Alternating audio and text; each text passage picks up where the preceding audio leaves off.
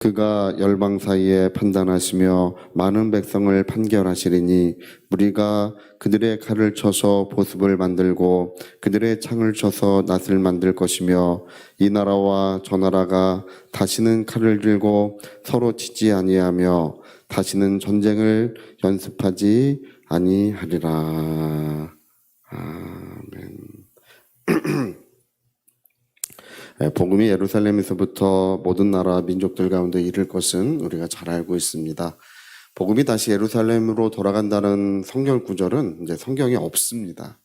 제가 복음이 예루살렘으로 돌아간다고 하는 분들에게 그렇게 말할 때마다 이제 가서 물어봤어요. 그게 성경이 어디 있는지 물어봤는데 저도 이 성경을 이제 많이 읽었고 이 성경에서 그 관련된 구절을 이제 찾을 수가 없었어요. 그래서 물어봤더니 그분들도 한 분도 대답하는 분이 없어요.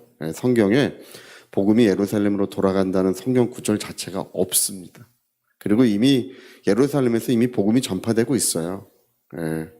이제 그러한 것은 이제 사람이 만든 논리와 이론일 뿐입니다. 복음은 모든 나라와 민족들 가운데 전파되는 것입니다. 그래서 땅끝까지 이르러 복음이 전파된다고 하는 그 말씀은 사도행전을 보면 땅끝을 이방으로 이방 세계라고 정의해 놓았어요. 그래서 하나님의 복음은 모든 나라 민족들 가운데 이를 것이고 충만한 수의 이방인들이 구원을 받으면 그리스도는 세상에 다시 오실 것입니다. 지금은 하나님의 백성들이 만들어지고 있는 시기입니다. 이제 하나님의 백성들이 다 만들어지면 모든 나라와 민족들 가운데 이제 하나님이 찾아가셔서 만나주시고 이제 하나님의 백성이 만들어지면 주님은 이제 세상에 다시 오시는 것입니다. 그래서 로마서에도 이렇게 기록이 되어 있어요.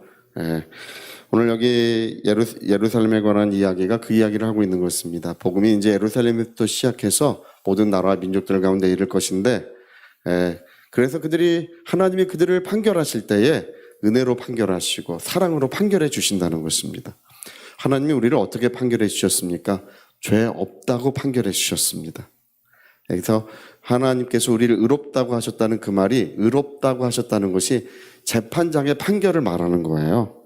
의롭다, 이게 죄 없다, 이거는 재판장이 판결하는 것입니다. 그래서 하나님께서 예수 믿는 우리를 죄 없다 하시고 병도 없다고 하시고 저주와 모든 죽음이 이미 영원히 우리에게서 떠나갔다고 하나님이 그렇게 판결해 주셨습니다. 하나님의 말씀대로 이제 저주의 먹구름은 영원히 우리에게 없을 것입니다. 다시는 우리에게 사망 권세가 영향을 미치지 못할 것입니다. 우리 하나님의 말씀이 판결이 의롭다 하시고 또 우리를 거룩하다 하시고 성령과 능력을 충만하게 부어주고 계십니다. 그때에는 이제 낫을 만들고 전쟁 도구들을 다 없이 할 것이라고 이렇게 말씀하셨는데 이 말씀이 이제 천년왕국에 관한 말씀이라고 이제 해석하는 경우도 있지만 이 말씀은 하나님 나라의 임재에 관한 말씀입니다. 하나님 나라는 여러분 우리 교회에서도 하나님 나라가 임재하셔서 하나님이 다스리셔야 됩니다. 하나님이 다스리시면 아무 문제가 일어나진 않아요. 하나님이 안 다스리시니까 싸움이 일어나는 거예요. 칼을 놓고 이제 평화를 이루는 것입니다. 그전에 어떤 목사님이 이 미국에 부임을 해갔는데 그 교회는 목사님을 1년 만에 쫓아내기로 유명한 교회래요. 그래서 부임을 하니까 아니나 다를까 이제 부임한 지 얼마 안 돼서 또 이제 그런 움직임이 많이 있고 교회는 이제 분란이 많고 어려움이 많더래요. 그래서 새벽 예배를 열심히 하셨대요. 그런 거 상관하지 않고 여러분 우리 하나님의 사랑을 입어야 합니다. 하나님의 은혜가 충만하면 모든 문제가 해결되는 것입니다. 은혜가 왕노릇하면 되는 거예요. 그래서 새벽 예배를 열심히 하시고 이제 새벽 기도를 늘리셨대요. 그랬더니 예배 때마다 교회가 점차 은혜로워지는 거예요. 점차. 하루아침에 되진 않아요. 사람들이 갑자기 다 변하진 않습니다. 근데 점차 은혜로워져서 어느 날이 되니까 다 칼을 놓고 미움과 원망이 사라지고 교회 시비가 다 사라지고 성령이 임재하시니까 교회가 너무 아름다워지는 거예요. 여러분 교회는 뭐 양탄자를 예쁘게 깔고 예배당을 얼마나 예쁘게 꾸미고 그게 중요한 것이 아니고요. 교회는 하나님의 임재가 중요한 것입니다. 네. 그래서 성령으로 임하시는 하나님의 나라, 하나님의 나라는 볼 수 있게 임하는 것이 아니라고 했었습니다. 하나님 나라는 보이지 않게 임하시는 것인데 성령으로 우리의 심령에 임하시는 것입니다. 의의 나라, 평화의 나라, 하나님의 영원한 나라가 우리 안에 성령으로 임하시면 신기하게 미움과 원망이 없어져요. 원수도 변하여 친구가 되었네. 이상하게 옛날에 미운 그놈이 눈꺼풀에 뭐가 씌었는지 하나도 안 미워 보이고 사랑스러워 보이는 거예요. 성령이 임하시면. 나뭇가지가 이렇게 흔드는데 안녕하세요라고 하는 것 같아요. 안녕하세요. 인사를 하고 모든 나뭇가지들이 흔들면서 축복하는 것 같이 보이는 거예요. 하늘도 더없이 아름다워 보이고 햇빛도 새로워 보이고 아무도 이젠 미운 사람이 없어지는 것입니다.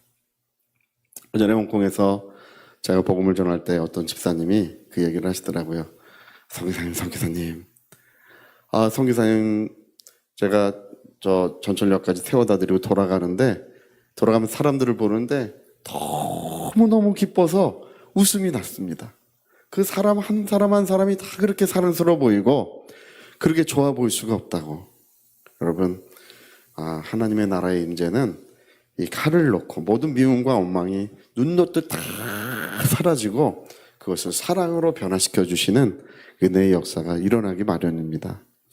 교회의 위기가 어디서부터 오는가? 인구가 주는 것이 문제가 아니고요. 또 청소년들이 없어지는 것이 문제가 아닙니다. 교회는 하나님 나라의 임재, 하나님의 영광스러운 임재가 줄어드는 것이 문제인 거예요. 그 하나님의 나라가 임재하시면 하나님의 영광스러운 임재가 온전히 충만하면 어떤 것도 문제가 되지 않습니다. 요즘에 가정의 위기를 많이 이야기합니다. 사람들은 더욱 물질화됐고 이제 도덕과 윤리의 가치를 다 잃어버렸기 때문에 가정의 위기가 왔어요.